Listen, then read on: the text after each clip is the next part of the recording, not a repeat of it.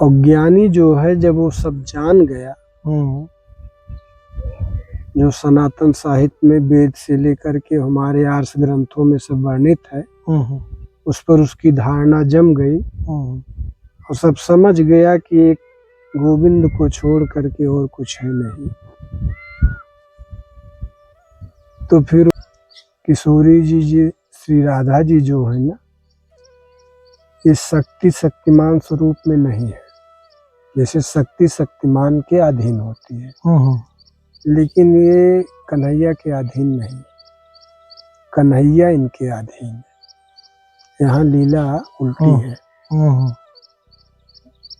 ये पूर्ण स्वतंत्र हैं, परम स्वतंत्र हैं और इनकी महिमा का तो कोई अंत ही नहीं मिलता।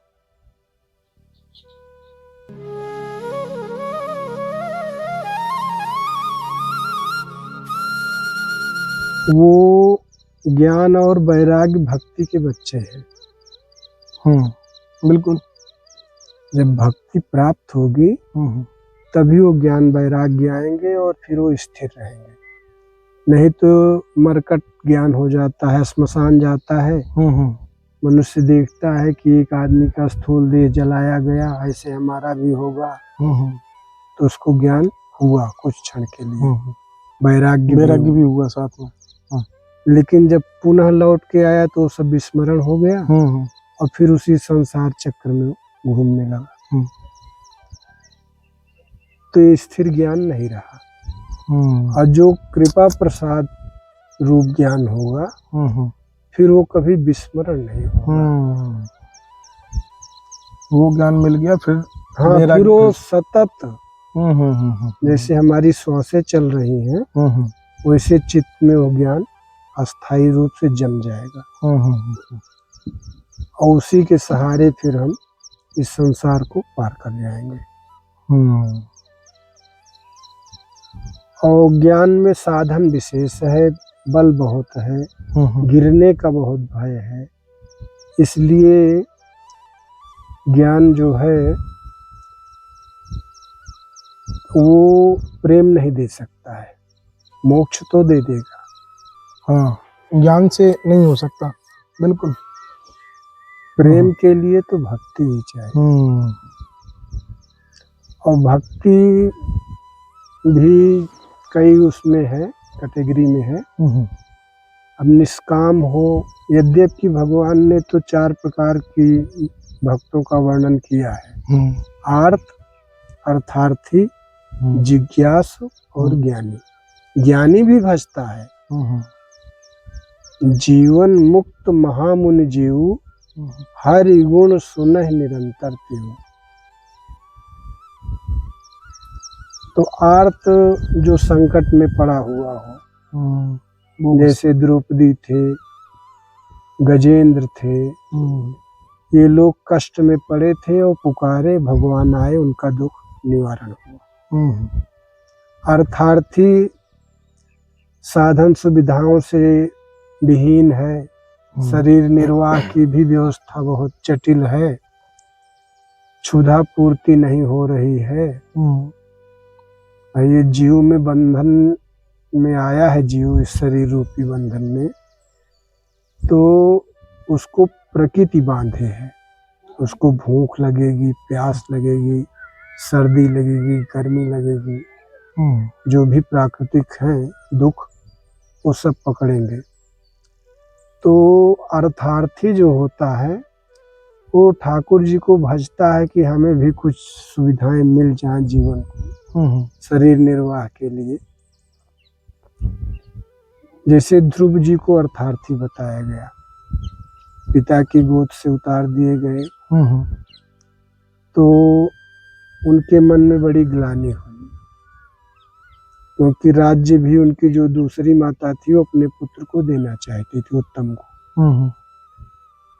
तो उन्होंने इसलिए ठाकुर जी को भजा कि हमें पिता की गोद मिले, अर्थात हमको भी अपने पिता का लाड प्यार प्राप्त हो।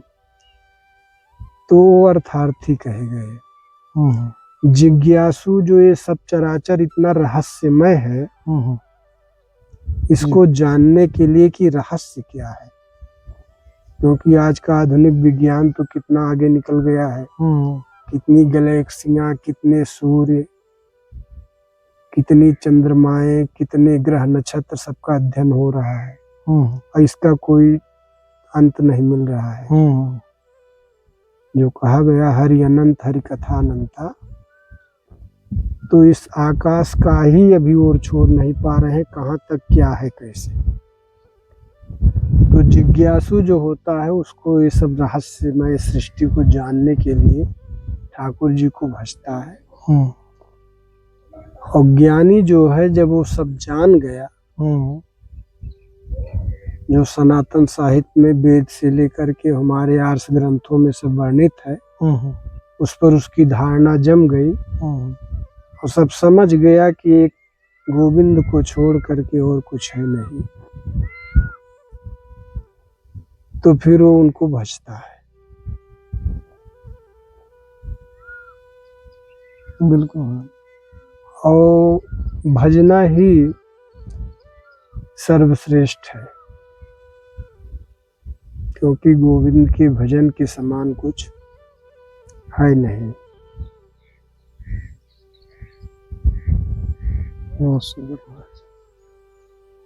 और गोविंद और राधा जी एक ही है। वो लीला विलास के लिए जी दो बने हैं। बिल्कुल लीला के लिए बने हैं महाराज। गिरा अर्थ जल बीच सम, कहियत भिन्न न भिन्न, बंदो सीता राम पद जिन्हें परम प्रिय खिन। सीता जी और राम जी एक ही हैं, लेकिन जैसे गिरा अर्थात बाणी और उसके अर्थ में कोई भेद नहीं है, ठीक वैसे ठाकुर जी में और किशोरी जी में कोई भेद नहीं है। लेकिन जब हम आत्म स्थिति प्राप्त कर लेंगे तब ये भेद जन्य विकार छूट पाएगा, क्योंकि आत्म अनुभव सुख सुप्रकाशा तो भव मूल भेद भ्रम नाशा। भव का मूल क्या है? भेद रूपी भ्रम। जैसे मैं और आप और तमाम वस्तुगत भेद। इसीलिए भगवान ने जब लक्ष्मण जी ने उनसे पूछा कि आप इतने दिन से सेवा करते हो गया, हमको भी कुछ तत्व ज्ञान दीजिए, तो उन्होंने कहा थोड़े में ही बता दे रहा हूँ जी। तो वहाँ उन्होंने कहा मैं अरु मोर तोर तय माया, जाबस कीन्हे जीव निकाया। ये जीव समूह जो है ये मैं और मेरे, तय और तेरे में फंसे हैं। तो लक्ष्मण जी ने कहा कि और स्पष्ट करें। तो आगे की चौपाई में उन्होंने कहा कि गो गोचर जहाँ लग मन जाई, सो सब माया जाने पाए। जहाँ इंद्रियां जाके रुक जाएं, इंद्रियां कहाँ रुकेंगी? अपने विषय में, तो माया है। जी। तो जब तक विद्या और अविद्या ये दोनों माया विदा नहीं हो जाती है, क्योंकि विद्या भी माया है, लेकिन उसका स्वरूप क्या है? वो जीव को सन्मुख करती है, अविद्या विमुख किए हुए हैं। ये जीव सदा से विमुख है ठाकुर जी से, विमुख है। लेकिन जब किशोरी जी उसको सन्मुख कर देती हैं, तब वो मोर दरस अमोघ जगमाए। फिर वो ठाकुर जी का दर्शन करके वो अमोघ हो जाता है, क्योंकि एक माया सुपर्णखा है जो विमुख किए हुए है जी। एक दुष्ट अतिशय दुख रूपा, जा बस जीव परा भोकूपा। और विद्या माया है एक रचय निज गुण बस जाके, और प्रभु प्रेरित नहीं निज बलता।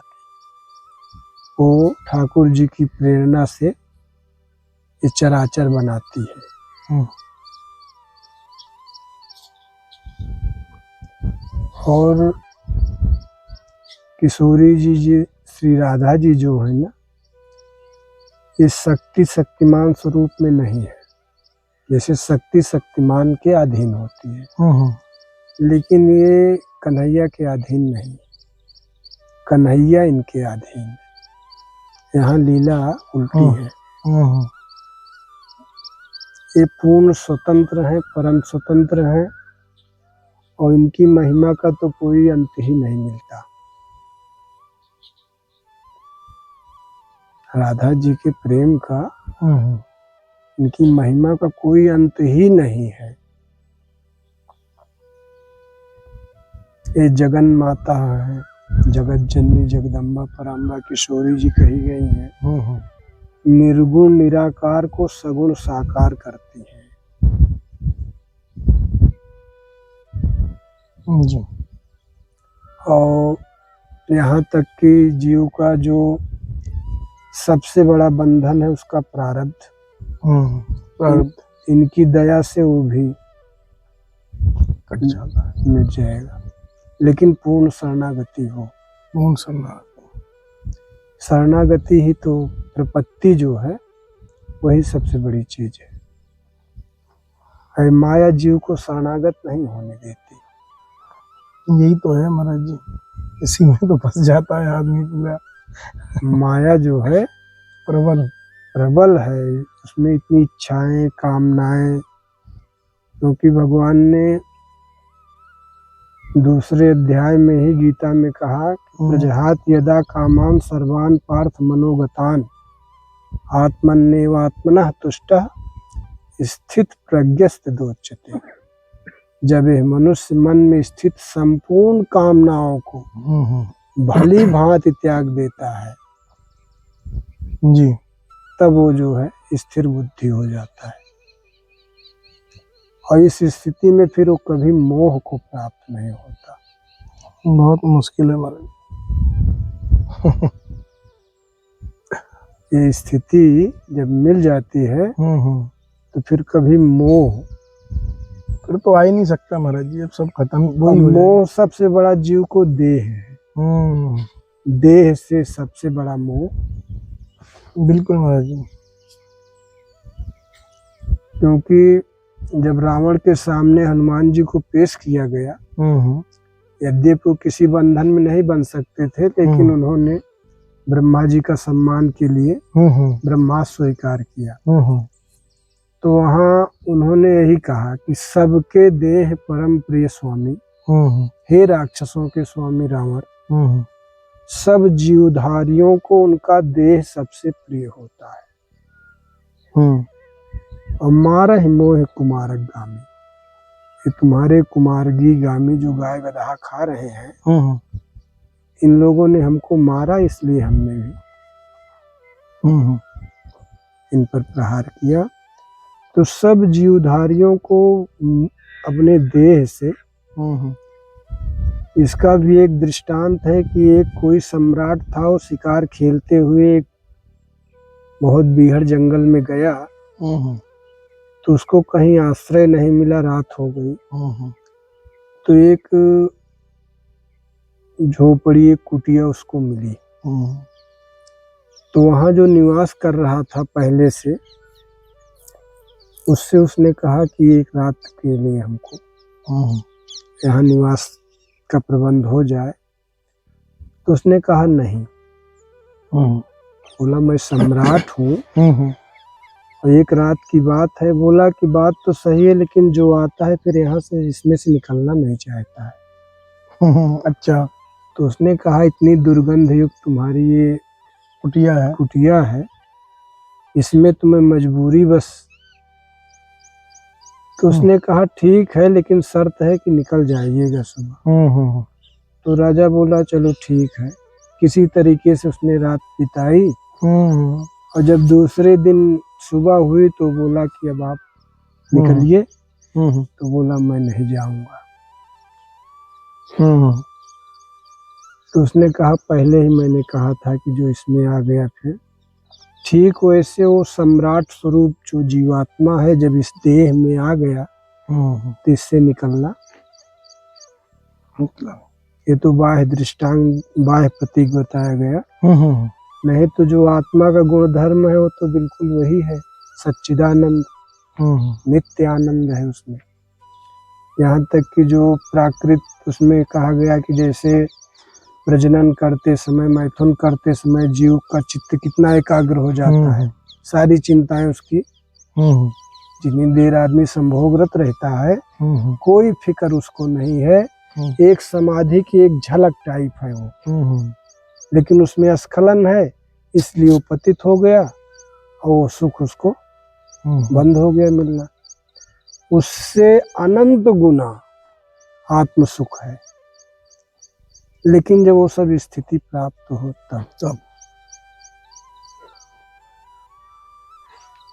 ठीक है महाराज जी, बड़ा आनंद आज आया, बड़ा बहुत ही सुंदर। सत्संग तो ऐसी चीजें है। नहीं महाराज जी, बहुत एकदम बहुत क्लैरिटी हुई है, भक्तों को भी हुई होगी।